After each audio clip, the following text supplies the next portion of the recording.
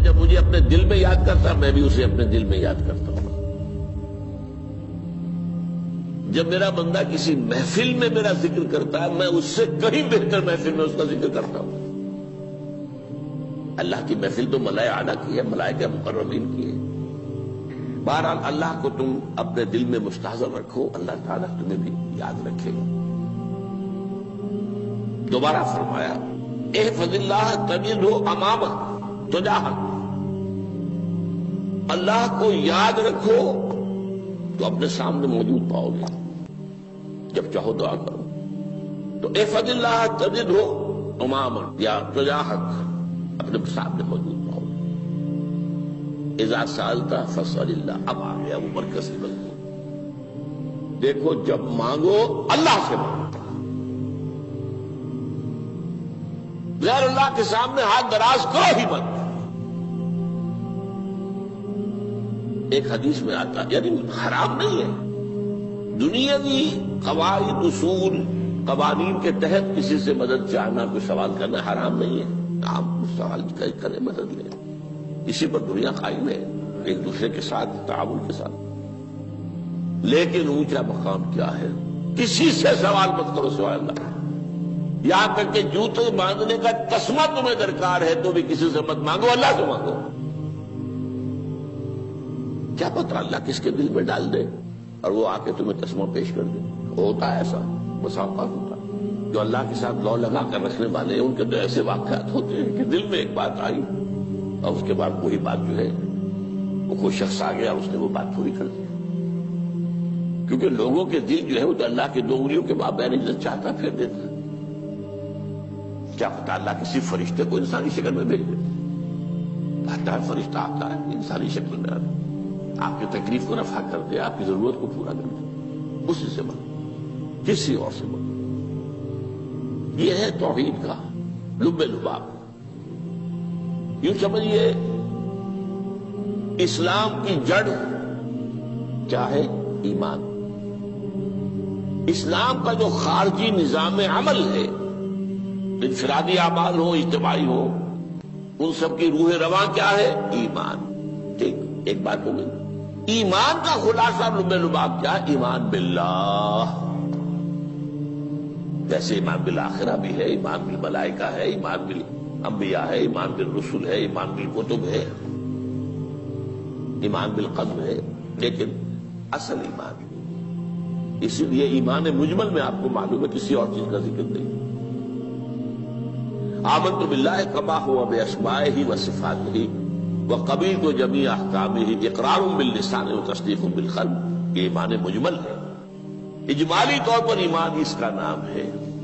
ہاں مفصل تفصیلی طور پر آمنت باللہ وملائکتہ وکتبہ ورسلہ والیوم الآخر والقدر خیرہ وشرہ من اللہ تعالی. تو اسلام کی جڑ ایمان، اور اسلام کا سارا جو نظام عمل ہے، چاہے انفرادی اعمال ہو چاہے اجتماعی، ان سب کی روح رواں ایمان. اور ایمان کا خلاصہ ایمان باللہ. اور ایمان باللہ کا اصل حاصل وہ ہے جو اس حدیث میں آ رہا.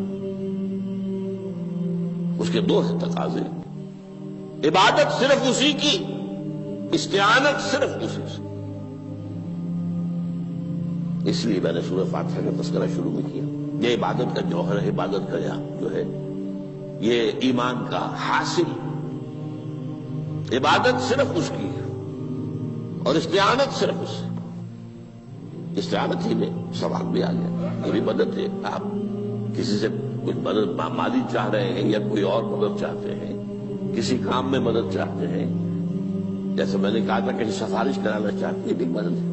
وَإِذَا اسْتَعَنْتَ فَاسْتَعِنْ بِاللَّهِ. اور جب مدد مانگو صرف اللہ سے مانگو. اور وہ سارے الفاظ یاد کر لیے: استدعاء، استعانت، استغاثہ. یہ جو غوث اعظم سے استغاثہ کیا جاتا ہے یہ تو شرک ہے. استغاثہ اللہ سے، دعائی اللہ کی. اس اعتبار سے استمداد، استعانت، استدعاء، استغاثہ یہ سب اللہ سے، صرف اللہ سے. عبادت صرف اللہ، ایاک نعبد، اور استعانت صرف اللہ سے. مانگو صرف اللہ سے، جب مدد طلب کرو صرف اللہ سے، اور جان لو اگر تمام لوگ جمع ہو کر تمہیں کوئی فائدہ پہنچانا چاہے نہیں پہنچا سکتے، الا بشیء قد كتب اللہ لك وان اجتمعوا على ان يضروك بشیء لم يضروك الا بشیء قد كتب اللہ عليك، اور اگر سب مل کر چاہے تمہیں کوئی نقصان پہنچا دے نہیں پہنچا سکتے مگر وہی کچھ جو اللہ نے تمہارے لیے لکھ دیا۔ اب بتائیے خوف کی جڑ کٹ جائے گی کہ نہیں؟ یہ جو ایمان جو ہے یہ خوف اور حزن دونوں سے نجات دلانے والی بات ہے۔ جو حقیقی مومن ہے وہ اللہ کا ولی ہے، حقیقی مومن وہ اللہ کا ولی ہے، اور الا ان اولیاء اللہ لا خوف علیہم ولا هم يحزنون۔ یہ اولیاء اللہ کو علیحدہ مخلوق نہیں ہے، کوئی ان کے سر پہ سینگ نہیں ہوتے، انسان ہی ہوتے ہیں، لیکن حقیقی معنی میں مومن ان اعتبارات سے جو آج ہم پڑھ رہے ہیں ایمان اس درجے کا پہنچ گیا تو اللہ کا ولی ہے۔ اور لوگ کے خوف کس بات کا ہوگا؟ کس سے خوف کروں؟ اس کے ہاتھ میں کچھ ہے ہی نہیں، اور اگر کچھ اللہ نے میرے لیے لکھ دیا وہ آ کر رہے گا، چاہے میں لاکھ گڑ گڑاؤں تو اس کے سامنے کہ مجھے چھوڑ دے، اگر اللہ نے لکھا ہوا ہے وہ تو آئے گا، تو کاہے کو اس کے سامنے گڑ گڑانا، کاہے کو جبرسائی کرنا اس کے سامنے، اور کسی کے ہاتھ میں کچھ ہے ہی نہیں، میرا خیر ہے ہی نہیں، کاہے کو خوشامد کرو اس کی۔ اور سنیے، رفعت الاقلام، دیکھو نوجوان، قلمیں اٹھا لی گئی ہیں، وجفت الصحف، اور جو رجسٹر ہیں صحیفے ان کی سیاہی خشک ہو چکی ہے۔ یہ ہے وہ اللہ کا علم، اس میں ہر شے لکھ دی گئی ہے، اس کی قلم اٹھا لیے گئے۔ جیسے آپ کو معلوم ہے امتحان ہوتا تھا، 3 گھنٹے ختم ہو گئے، اسٹاپ رائٹنگ، بس اب قلم رک جانا چاہیے۔ وہ قلم تو تقدیر کا کاتب جو ہے وہ قلم اس کا اب اٹھا لیا گیا، اور جو صحیفے جن پر لکھا گیا وہ خشک بھی ہو گئے۔ یہ تو روایت ہے جو امام ترمذی نے جس کو روایت کیا، یہ متن ان کا ہے جو ہم نے پڑھا ابھی، اور ان کا قول یہ ہے کہ یہ حدیث حسن صحیح ہے، لیکن یہی روایت اور انہی راوی سے عبداللہ ابن عباس سے رضی اللہ تعالیٰ عنہما اور بھی محدثین نے کی ہے، تو اس میں سے ایک اور متن جو ہے وہ یہاں پر امام نووی نے دے دیا ہے۔ احفظ اللہ تجدہ امامک، یہ تو پہلا وہ ٹکڑا تھا، وقت تو جاہد تھا، یہاں امامک ہے، امام مطلب ایک ہی ہے، اپنے سامنے پاؤ گے۔ اللہ کی حفاظت کرو، اللہ کو دل میں، اللہ کی یاد کو محفوظ رکھو، گویا کہ اللہ کو مستحضر رکھو۔ ذکر اللہ کے معنی کیا ہے؟ استحضار اللہ فی القلب، یہ ذکر اللہ ہے۔ جنہیں ہم ذکر سمجھ بیٹھے ہیں وہ ذکر کے ذریعے ہے۔ اقیم الصلاۃ لذکری، نماز قائم کرو میری یاد کے لیے، نماز ذریعہ ہے یاد کا۔ یہ علیحدہ بات ہے کہ آپ نے 17 رکعتیں بھی پڑھ لی ہو عشاء کی اور یاد آپ کو آئی ہی نہیں کوئی، آپ تو ایک میکینیکل انداز میں جو ہے وہ اٹھک بیٹھک کر رہے ہیں اور آپ کی زبان سے کچھ بھی نکل رہا ہے، تو اس کا آپ کے شعور سے، دل کی گہرائی سے کوئی رابطہ ہے ہی نہیں، وہ ذکر تو نہیں ہوا۔ ہاں نماز فرض تھی، وہ ادا ہو گئی، آپ کی فرض ادا ہو گئی۔ تو جنہیں ہم نے ذکر سمجھا وہ ذرائع ذکر ہے، اللہ اللہ، سبحان اللہ سبحان اللہ زبان سے، یہ تاکہ اس کے نتیجے میں وہ ذکر حاصل ہو جائے۔ استحضار اللہ فی القلب، ذکر کے معنی ہے استحضار اللہ فی القلب۔ تعرف الی اللہ فی الرخاء، اور دیکھو کشادگی کے وقت میں تم اللہ کو یاد رکھو، اللہ کی طرف رجوع کیے رہو، بھول نہ جاؤ۔ وہ نہ ہو جو کبھی کہا تھا، بہادر شاہ ظفر کے اشعار میں سے بہت دور کا شعر ہے، ظفر آدمی اس کو نہ جانیے چاہے کتنا ہی ہو فارم زکا، جسے عیش میں یاد خدا نہ رہی، جسے تیش میں خوف خدا نہ رہا۔ وہ ہے کشادگی کی حالت میں، جبکہ تمہارے لیے کشادگی ہے، اللہ کی طرف رجوع کیے رکھو۔ یعرف کا فی الشدہ، تو اللہ اپنی توجہ تم پر رکھے گا شدت کے وقت میں، جب تمہیں کوئی تکلیف ہے اس تکلیف کو تم پر آسان کر دے گا۔ تکلیف تو آنی ہے، لکھی ہوئی ہے، وہ تو آئے گی، لیکن یہ کہ اللہ تعالیٰ اس کی شدت کو، ایک ہی چیز ہے جس کو ایک انسان بہت شدت کے ساتھ محسوس کر رہا ہے، دوسرا آدمی اتنا نہیں محسوس کر رہا ہے، احساس کا معاملہ ہوگا نا۔ وہ تو اصل میں اگر انسان کی نرز کٹی ہوئی ہے تو احساس ہوگا ہی نہیں، سرے سے ہی نہیں ہوگا۔ تو اس اعتبار سے اللہ تعالیٰ تمہارے لیے وہ شدت کی کمی کر دے گا۔ وَاعْلَمْ أَنَّمَا أَخْطَأَكَ لَمْ يَكُنْ لِيُصِيبَكَ، اور جان لو جو چیز تم سے چھوٹ گئی ہے، رہ گئی ہے، وہ ہرگز تمہیں ملنے والی نہیں تھی۔ اب آپ نے کسی ملازمت کے لیے درخواست دی ہے، درخواستیں مانگی گئی ہیں، اپنی سی محنت کر لی، نہیں ملی ملازمت، اب آپ بیٹھے ہوئے افسوس میں، رنج میں، غم میں، فلاں نے یہ کر دیا، فلاں نے یہ کر دیا، وہ فلاں جو ہے بڑی تکڑی سفارش لے آیا تھا، فلاں نے رشوت دے دی۔ چھوڑو میاں اس کو، وہ تمہارے لیے نہیں تھی۔ کاہے کو اپنے ذہن کے اندر یہ کھچڑی پکا رہے ہو بیٹھے ہوئے؟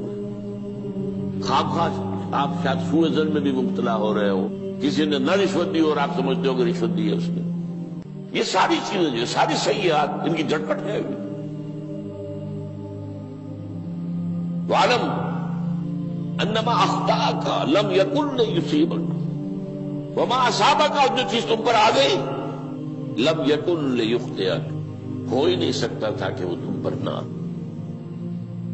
یہ کر لیتا تو ہو جاتا، شاید یہ کر لیتا، میں نے ٹیکا پہلے لگوا لیا ہوتا تو یہ بات نہ ہوتی۔ بھائی وہ جو ہونا تھا وہ ہونا تھا۔ اب یہ وہ چیز ہے جس سے انسان میں کیفیت پیدا ہوتی، تسلیم و رضا۔ ہم بھی تسلیم کی خو ڈالیں گے، بے نیازی تیری عادت ہی صحیح، اے اللہ جو تو نے چاہا مجھے قبول ہے۔ اسی لیے میں نے آپ کو آیتیں سنائی سورہ تغابن کی، ما اصاب من مصیبت الا باذن اللہ، کوئی مصیبت نہیں آتی مگر اللہ کے اذن سے۔ ومن یؤمن باللہ یہد قلبہ، جو اللہ پر ایمان رکھتا ہو اللہ اس کے دل کو ہدایت دے دیتا ہے۔ ہدایت کس بات کی؟ تسلیم و رضا۔ دوستان سلامت کے تو خنجر آزمائی، نہ شبد نصیب دشمن کے شبد ہلاکت دے گا۔ اے اللہ تیری طرف سے ہے، مجھے قبول ہے، اور بظاہر مجھے تکلیف ہو رہی ہے لیکن یقیناً اس میں میرا کوئی خیر ہے۔ بیدک الخیر، تیرے ہاتھ میں تو خیر ہی خیر ہے، جو بھی تیری طرف سے آئے۔ سر تسلیم خم ہے جو مزاج یاد میں۔ اور یہ مضمون جو ہے زیادہ بڑے پیمانے پر سورہ حدید میں آیا ہے۔ ما اصاب من مصیبت فی الارض ولا فی انفسکم الا فی کتاب من قبل ان نبرأها، کوئی مصیبت نہیں آتی نہ تمہاری جانوں میں نہ زمین میں، زمین میں زلزلہ آ جانا، سیلاب آ جانا، کچھ اور زمین کا دھنس جانا، یا یہ ہے کہ تمہاری جانوں میں کوئی بخار ہو گیا، کوئی اور تکلیف ہو گئی، اچانک معلوم ہوا کہ انسان جو کینسر ہے، اور کینسر بھی اب 3rd stage کو پہنچ چکا ہے، لیکن جو بھی آیا ہے وہ اللہ کے علم کی کتاب میں پہلے سے لکھا ہوا ہے۔ فی کتاب من قبل ان نبرأها، یہ کتاب میں درج ہے اس سے پہلے کہ ہم اسے ظاہر کریں۔ اس کا نتیجہ کیا نکلنا چاہیے؟ لیکن لا تأسوا علی ما فاتکم ولا تفرحوا بما آتاکم، افسوس نہ کیا کرو جو تم سے جاتا رہے، چھوٹ جائے، کوئی عزیز فوت ہو گیا، کوئی موقع ہاتھ سے نکل گیا، ارے بھائی میں چوک گیا، بڑا موقع تھا، آپ اس پر افسوس کر رہے ہیں؟ نہیں، جو چیز دیکھیں لا تأسوا علی ما فاتک ولا تفرحوا بما آتاک، جو اللہ تمہیں دے دے اس پر اتراؤ مت۔ وما اصابک لم یکن لیخطئک واعلم ان النصر مع الصبر، اور جان لو اللہ کی مدد صبر کے ساتھ آتی ہے، جو آئے اس کی طرف سے جھیلو۔ زبان پر کلمہ شکوہ اور شکایت نہ آئے، اللہ سے شکایت نہ آئے، تسلیم و رضا، جو تیری رضا ہے۔ تیری صحت ہمیں منظور ہے لیکن اس کو، مولانا محمد علی جوہر ایک مرتبہ جیل میں گئے، ایک بیٹی بیمار ہوئی، فوت ہو گئی، اس کے بعد دوسری مرتبہ پھر جیل میں گئے، دوسری بیٹی کو وہی بیماری ہوئی، جیل میں اطلاع ملی کہ بیٹی کو یہ بیماری ہو گئی ہے۔ تو خط لکھا ہے اشعار کی شکل میں کا آخری شعر یہ ہے: تیری صحت ہمیں منظور ہے لیکن اس کو نہیں منظور تو پھر ہم کو بھی منظور. ہم تو چاہتے ہیں میں بیٹی کے تجھے شفا ہو جائے، اسے منظور نہیں تو پھر ہمیں بھی بتا. وَاعْلَمْ أَنَّ النَّصْرَ مَعَ الصَّبْرِ وَأَنَّ الْفَرَجَ مَعَ الْكَرْبِ. فرج، فراخی، کھل جانا کسی چیز کا، یہ ہے کرب کے ساتھ، تکلیف کے ساتھ. تکلیف ہوتی ہے ساتھ. اللہ نے قانون بنایا ہے دنیا کا. اب آپ اندازہ کیجئے بچے کی ولادت میں ماں کو کتنی تکلیف اٹھانی پڑتی ہے. آج کل تو فیشن ہو گیا ہے، سیدھے سیدھے جاؤ، آپریشن کراؤ، تکلیف سے بچ جاؤ. لیکن یہ ہے کہ یہ بھی آپ کے علم میں ہوگا، وہ ساری تکلیف جیسے ہی بچے کو لا کر ماں کے برابر لٹایا ہے، ساری تکلیف ختم. پھر جو راحت میسر آتی ہے. ان الفرج مع الکرب وان مع العسر یسرا. اسی لیے میں نے وہ آیتیں بھی پڑھی تھی، ان مع العسر یسرا، ان مع العسر یسرا. اس دنیا میں یہ اللہ نے نظام بنایا ہے، سختیاں جھیلنی ہی ہوں گی. لقد خلقنا الانسان فی کبد. ہم نے انسان کو پیدا کیا مشقت کے اندر، مشقت تو کرنی پڑے گی. کسی کی جسمانی مشقت زیادہ، کسی کی ذہنی مشقت زیادہ، مشقت سے چارہ کسی کو نہیں. تو یہ ہے ان مع العسر یسرا ان مع العسر یسرا. بارک اللہ لی ولکم فی القرآن العظیم ونفعنی وإیاکم بالآیات